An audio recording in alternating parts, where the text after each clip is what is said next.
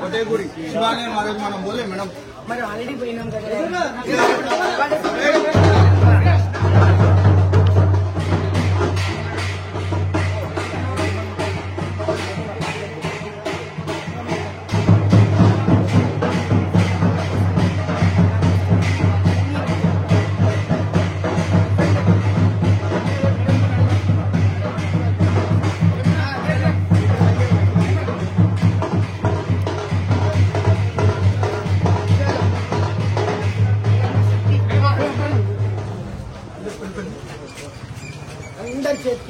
అందరికి వాళ్ళకి ఇవ్వకండి.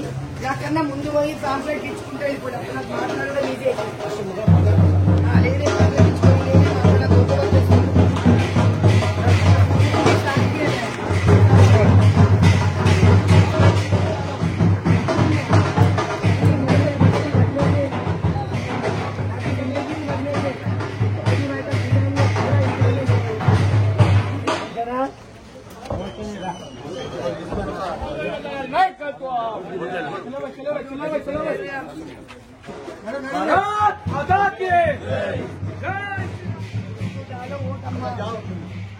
सबसे काम करेंगे, तरक्की का काम करेंगे और सबका ख्याल रखेंगे।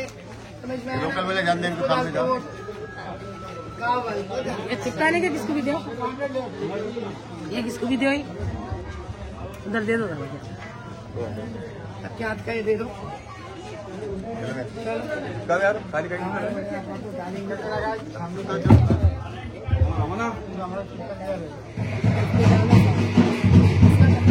आगे बढ़ेंगे, सब आगे बढ़ना है, सबका हाथ में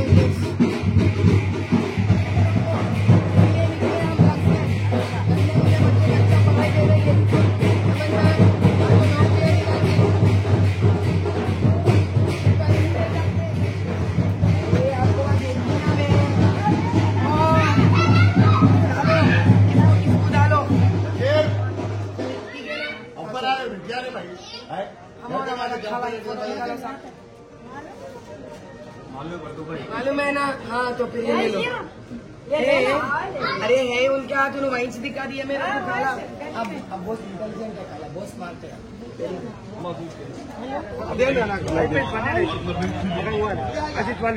अजीब है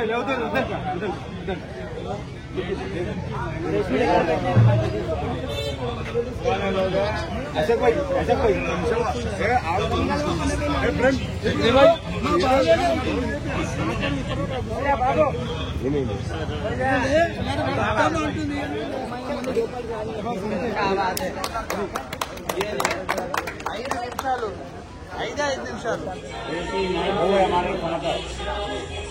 उस टाइम पे रखरखाव किया है ये डिवीजन भैया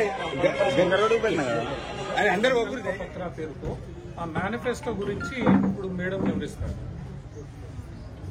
అంటే ఏమేమి బీజేపీ చేయదలుచుకునింది రాబోయే 25 సంవత్సరాల్లో 5 సంవత్సరాల్లో ఏమేమి చేస్తుంది. మోదీ గారి బీజేపీ రెడీయా మేడం 2024 సంకల్ప పత్రంలో మోదీ గారు ప్రజలందరికీ, భారతీయ ప్రజలందరికీ ఇచ్చిన గ్యారంటీలు సుమారు ఒక 12 పాయింట్ల కింద మనం దీన్ని మాట్లాడుకోవచ్చు. ఇందులో ఈయన పేదలకు, రైతులకు, మధ్యతరగతి కుటుంబాలకు, యువతులకు, శ్రామికులకు, దాని తర్వాత మన భారతదేశ పరంపర అంటే దేవాలయాలు కానీ, సంగీతాలు కానీ, నాట్యం కానీ, రకరకాల కళలను కానీ, దాని తర్వాత ఆర్థిక వ్యవస్థను బలోపేతం చేయడానికి ఏ విధంగా మౌలిక సదుపాయాలు అంటే ఇన్ఫ్రాస్ట్రక్చర్స్, ఫ్లైఓవర్స్ కానీ, మీకు రోడ్స్ కానీ, దాని తర్వాత సబ్వేస్, ట్రైన్స్, ఒక రాష్ట్రంతో కనెక్ట్ అవ్వడం చాలా ముఖ్యం. ఒక డిస్ట్రిక్ట్ తో కనెక్ట్ అవ్వడం చాలా ముఖ్యం. ఒక హైటెక్, ఒక సిటీ కూడా మెగా సిటీ అవ్వాలంటే రోడ్డు ఒక ప్రాంతం నుంచి ఇంకో ప్రాంతాన్ని కనెక్ట్ అవ్వడం చాలా ముఖ్యం. ఇలాంటివి వయోవృద్ధులు అంటే మనకి చాలా ఆశ్చర్యకరమైన విషయం ఏమిటంటే మోదీ సర్కార్ రాకముందు ఎంతో మంది వయోవృద్ధులు పెన్షన్లు లేకుండా ఎన్నో బాధలతో పిల్లలు వదిలేసి వాళ్ళ జీవితాలు ఇబ్బందికరంగా పాలయ్యాయి. కానీ మోదీ గారి సర్కార్ వచ్చిన తర్వాత అలా కాకుండా 70 సంవత్సరాలు దాటిన వృద్ధులందరికీ ఆయుష్మాన్ భారత్ కింద కూడా వాళ్ళు చేర్చి ఉచిత ఆరోగ్య సౌకర్యాలను కల్పించడం అనేది చాలా ముఖ్యమైన విషయం.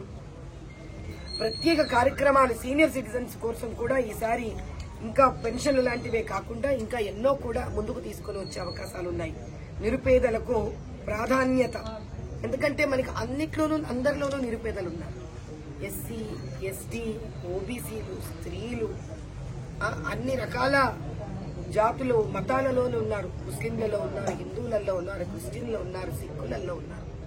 సో ఎకనామికలీ బ్యాక్వర్డ్ దీనికి పరిష్కారం అనేది మనం మతపరంగా వెళ్ళలేము, జాతిపరంగా వెళ్ళలేము, కులాల పరంగా వెళ్ళలేము. కాబట్టి అటువంటి వాళ్ల కోసం కూడా విశ్వకర్మ యోజనాల ద్వారా వాళ్ల కాళ్ల మీద వాళ్ళు నిలబడాలి.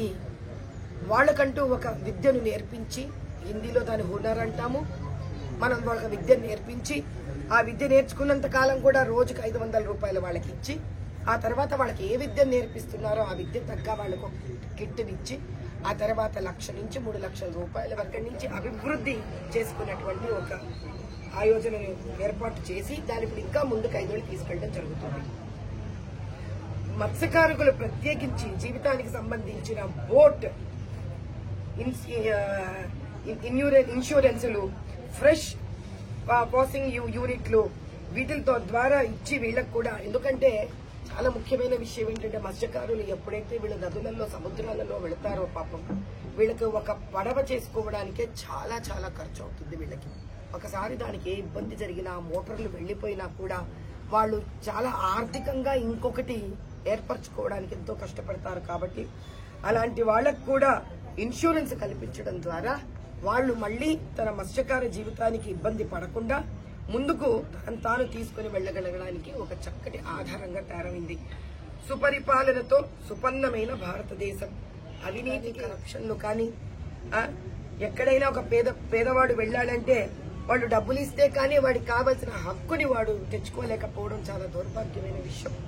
అన్నా హజారే లాంటి మహానుభావులు కూడా ఇటువంటి ఈ కరప్షన్ ఉండకూడదని, లంచగొండితనం ఈ దేశంలో ఉండకూడదని ఆయన ఎంతో పెద్ద ఉద్యమం చేసినా కూడా అందులో నుంచి బయటకు వచ్చిన వాళ్ళు ఎంతో మంది ఈ కరప్షన్ లో ఇరుక్కోవడం మనకందరికీ తెలిసిన విషయమే. కాబట్టి అటువంటి ఏది కూడా ఈసారి ఉండకూడదు, సంపూర్ణంగా నిర్మూలించాలి అనే ఒక కంకణం కట్టుకోవడం జరిగింది. భారత శిక్షా స్మృతిని అమలు చేస్తాం అంటే ఖచ్చితంగా ఇలాంటివి ఏమన్నా కనిపిస్తే కనుక మీరందరూ కూడా, ప్రజలు కూడా నిర్భయంగా బయటికి రావాలి. లంచాలనేది ఎంత పైకం ఇస్తున్నామనేది కాదు, మనం ఇవ్వకూడదు అనేది భారతదేశంలో ప్రజలందరూ కూడా, ముఖ్యంగా తెలంగాణ రాష్ట్రంలో ప్రజలందరూ కూడా మేము లంచాలు ఇవ్వము, మేము మామూళ్లు ఇవ్వము, మేము ఇటువంటి ఏవి కూడా చట్టానికి విరుద్ధమైన పనులు చెయ్యము అని మీరు కంకణం కట్టుకోవాలి. అలాంటివి ఏమన్నా సమస్యలు ఉంటే బయటికి వచ్చి నిర్భయంగా దాని గురించి రిపోర్ట్ చేయడం జరిగితే అటు సెంట్రల్ గవర్నమెంట్ కూడా, ఇక్కడ ఉన్న మేము కూడా బీజేపీ తరఫున కూడా వాళ్ళకి సహాయ సహకారాలను అందిస్తాము. ఇదే కాకుండా చాలా ముఖ్యమైన విషయం అంటే నారీ శక్తి వందనం. మనందరికీ తెలుసు, మోదీ గారి సర్కార్లో మనం ఆయన ఎంత స్త్రీలను ముందుకు తీసుకుని వెళ్ళాలి అని ఆయన ధ్యేయంగా పెట్టుకున్నారు. ఇందులో 3 కోట్ల మంది గ్రామీణ మహిళలకు లక్పతి చేయాలని, ఒక స్త్రీని లక్షాధికారిని చెయ్యాలి అన్న ఆశయాన్ని, ఇంకా 3 కోట్ల మందిని చెయ్యాలన్న ఆయన ఆశయాన్ని, నా ఉద్దేశంలో హైదరాబాద్ లోక్సభ పార్లమెంట్ లో నుంచే ఆయనను గర్వకారణం చేసేటట్టు, ఇక్కడ బీదరికం పోయేటట్టు మేమందరం కూడా కృషి చేసి ఇక్కడ ఉన్న స్త్రీలను లక్షాధికారులను చేయాలి అనే ఒక కంకణం మేము కూడా ఇక్కడి నుంచి కట్టుకొని ముందుకు తీసుకొని వెళ్తాము. కొత్త ఆదాయ అవకాశాలను కూడా అందించడానికి స్వయం సహాయక బృందాలను కనుక ఆ విద్యకు సంబంధించి మేము ముందుపడి వాళ్ళు ఏ విధంగా వాళ్ళ కాళ్ల మీద వాళ్ళు నిలబడగలరు అనేది మేము వాళ్ళని కనుగొని వాళ్ళని కూడా రకరకాల యోజనాల ద్వారా, లోన్ల ద్వారా ఆ సెల్ఫ్ హెల్ప్ గ్రూప్స్ ని ఒక చోట ఏకత్రితం చేయడము, వాళ్ళని ముందుకు తీసుకుని వెళ్ళడం లాంటి కార్యక్రమాలు చేయడం జరుగుతుంది. పెట్టుబడుల ద్వారా యువతకి ఉపాధి కల్పించడం. మోదీ గారు అన్నారు, నలుగురు ఈ దేశానికి చాలా ముఖ్యం, రైతులు, యువత, బడుగు వర్గాలు. అంటే దాని అర్థం ఏంటంటే అన్ని రకాలుగా బడుగు వెనకబడడం. కొంతమంది కులం ద్వారా వెనకబడి ఉంటారు, కొంతమంది ఆర్థిక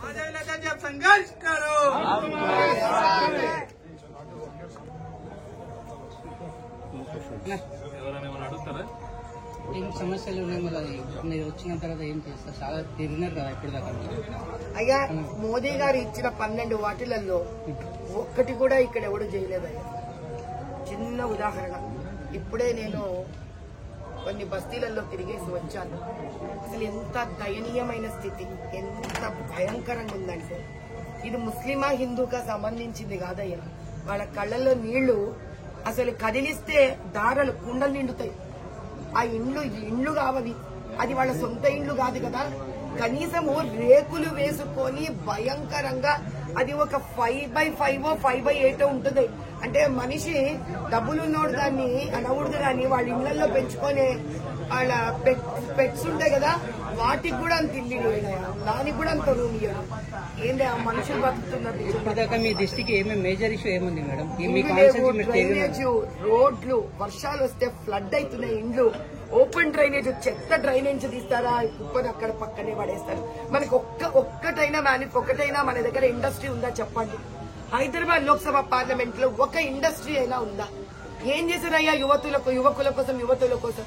వాళ్ళు ఉద్యోగాలు ఉంటే పొద్దున పోతారు, హాయిగా ఉద్యోగం చేసుకొని ఇంటికి వస్తే బుర్ర ఆ అభివృద్ధి వైపు ఉంటుంది. వాళ్ళు ఖాళీగా తిరుగుతుంటే రెచ్చగొట్టే మాటలు విని ఇంకా రెచ్చిపోతారు పాపం వాళ్ళు. వాళ్ళకి అసలు ఉపాధి, ఒక విద్య నేర్పించడం. అదే ప్రధానమంత్రి విశ్వకర్మ యోజన ఉంది కదా, అది మనం ప్రజల మధ్యలో తీసుకొని వెళ్ళాలి కదా. ఇది లేదు. ఏమి చేసినా ప్రధానమంత్రి గారి దగ్గర నుంచి ఏం వచ్చినా కూడా అది ప్రజల వరకు వీళ్ళు చేరనివ్వట్లేదు. ఈసారి మేము ఏ గోడ నిలబడినా గోడను బద్దలు కొడతాము. ఏది కూడా ప్రజలకి ప్రధానమంత్రి మధ్యలో ఉండనివ్వము. ఈసారి మేము ప్రతి ఒక్కరికి ప్రధానమంత్రి గారు డిక్లేర్ చేసిన ఈ 12 రకాల అభివృద్ధి కార్యక్రమాలను వాళ్ళ మధ్యలోకి తీసుకెళ్లి ఈసారి ఈ దేశాన్ని భవిష్యత్తుని భాగ్యం వైపు మళ్లిస్తాం.